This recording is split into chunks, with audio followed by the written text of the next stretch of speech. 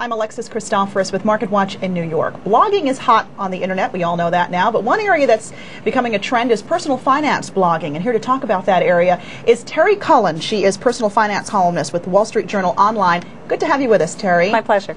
It's taboo, isn't it, to talk about your personal finances? And yet you've got these bloggers divulging intimate parts of their portfolio and their financial life to strangers. Why? It's actually kind of shocking if you take a look at some of these websites. I mean, you're right. It is taboo to talk about personal finance. People don't want to discuss how much they make, what they owe.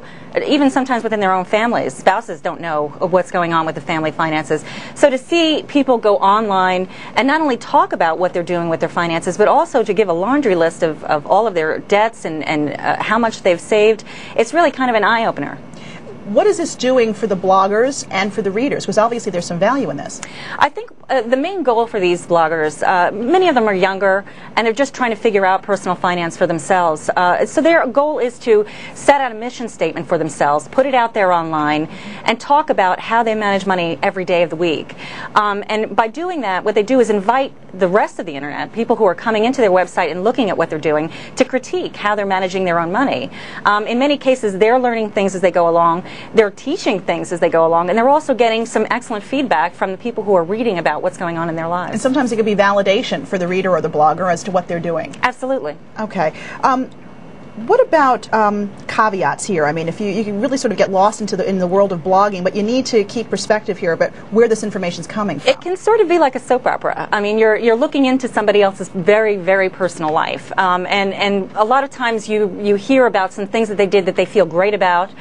Maybe they got a great rate on a loan, or they found a new credit card that has a fantastic reward. Sounds great for them, and you think, well, it might be great for me. You have to remember that most of the people who are doing these blogs are very young people, and they're novices. They're not financial experts. So you want to make sure that if they're offering or talking about a deal that they've come across in any area of finance, that you have to do the research yourself to make sure that it's going to make sense for you. You've been checking out a lot of these sites and talking to some of the bloggers. Which are some of your favorites? Well, one of my favorites was mymoneyblog.com. It's run by a young man named Jonathan. He's about 26 years old. And we talked a lot about why he did it and what was going on in his life. And I was talking to him about how I could not believe he put so much of his personal information out there. And he said to me, you know, he tries to do his best to keep it private because he really does want that feedback. But even some of his closest friends and family members have no idea he's doing this. So it's kind of interesting to see what's driving the people to do it and why they're doing it. It's also become a bit of a business for some people. pfblog.com actually has a bunch of ads now and is encouraging people to start their own personal finance blog, and he's saying he can help you. It's one of the blogs that have been around the longest, and it says something that it's only been around for about 2 years. These things are relatively new. He's been around for a while. His blog started out as a very personal finance blog, again, talking about everyday changes that he made with his stocks and bonds, accounts that he might have opened. But over time, it's really evolved into much more general personal finance information. And it's a really good site for someone who's interested in learning about finance to take a look at and see what's being spoken about among people who are interested in personal finance.